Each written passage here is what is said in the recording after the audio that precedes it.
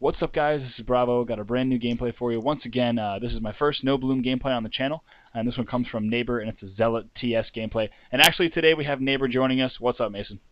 Bravo, how you doing, buddy? Doing well. Thank you so much for coming on, and I'm pretty pumped to talk about this game, man. No problem. Happy to do this with you. All right, let's kick it off. So I played this game as Zealot TS last week. I have some other pros featured in this video.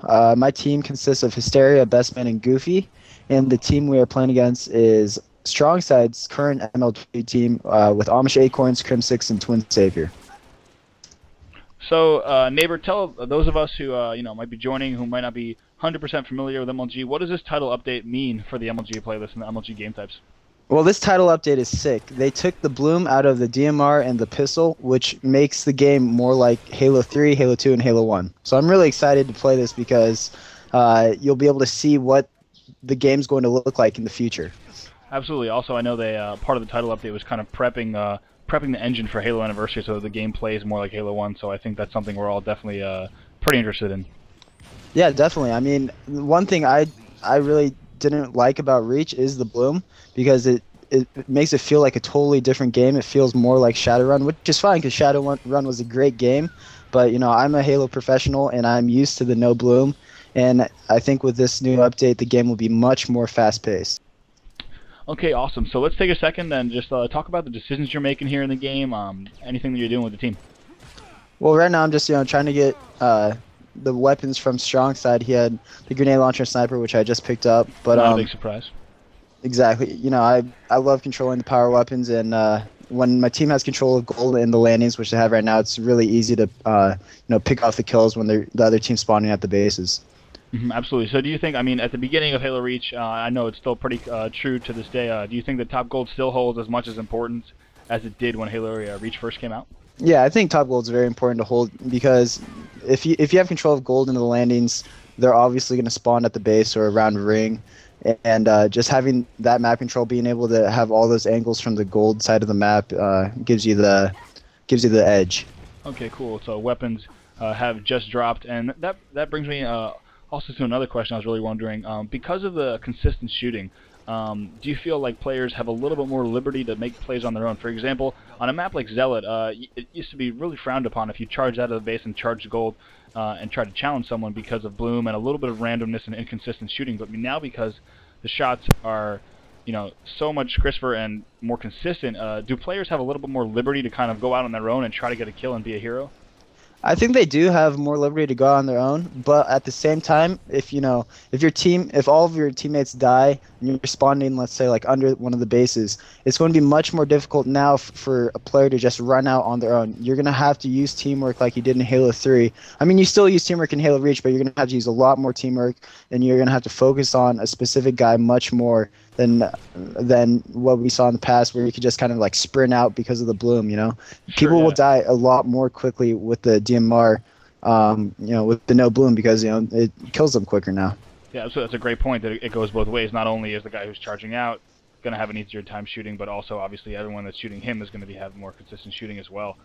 So do you feel like, you've had the sniper a few times this game, also the nade launcher. Do you feel like over time people who are sniping will have to even play a little bit quicker because people are now shooting more consistent, they're shooting faster? Will snipers have less time? There used to be that gap where if you were sniping top gold, someone would be timing those shots, and snipers would know that they'd be able to pop out and quick scope in between shots. Do you think snipers have a little bit more pressure on them now? Yeah, I think it'll be a lot more difficult to snipe from gold for sure. Just sniping in general will be a lot more difficult because people aren't. It's basically like you're able to spam the DMR now. So it'll be a lot harder to hit those quick scopes, like you said. But that's why when you do have sniper, you have to put yourself in a good position to pick off the kills, the easy kills, clean up either weak guys, or you can't really do the challenging like you saw at the start of Halo Reach. Yeah, absolutely. I think that it's something else that even more increases the skill gap. The fact that you have to have the map knowledge and have the know-how to position yourself around your team and not just wait to maybe get a snipe shot in between bloom resetting. And obviously that's going to take something as the game evolves, that snipers will be continuously under more pressure. Maybe not at Orlando, but certainly as the season comes to a close and the next season begins. So with just a few kills left in this game, talk about what's going on here. Well, right now we're up by 11 kills, 10 kills now, and I'm spawning ring 2. They have control, they have the weapons, but I'm just trying to put as many shots on people, get them weak, and let my teammates finish those kills. I get Twin Savior with a no bloom DMR shot, a perfect DMR. I think this is the time right now to make a move. We only need 3 more kills. I'm pushing, Brav. I'm pushing right now. Do it, man. Woo! I got strong side with the neighbor nade. I see 2 guys. Whoa, clean them up. And no, Dad! Dad, did you see that? Dad! Woo! Neighbor. Woo! That's the game, baby. Triple kill. Oh, God. Thank you so much, man, for joining me. Thank you for providing some insight to the fans on just what they can expect now with this new title update and what they can ultimately expect coming into MLG Orlando with this new style of play. Do you think overall the games will be played faster? I think the games will be played much faster, but I also think that teams will have to be more on the same page. They can't just run out, sprint to spot, to somewhere on the map blindly. They have to really, take their time now, because with this no bloom, like I said, it's going to be a lot easier to kill people. It's going to be easier to kill them faster. So once teams gets those numbers, whether they get 2 or 3 down, they're going to be able to capitalize a lot better and a lot faster. Awesome, man. So I mean, what I've seen so far, I've only played a few games with the no bloom, but it looks like Halo is more back to what Halo should feel like.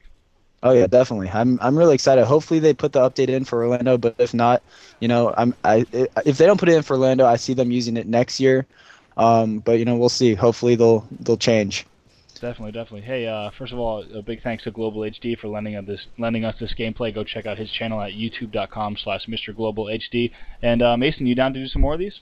Yeah, anytime you need me to talk on one of my gameplays, I'm open, and I love to share what I see from my point of view.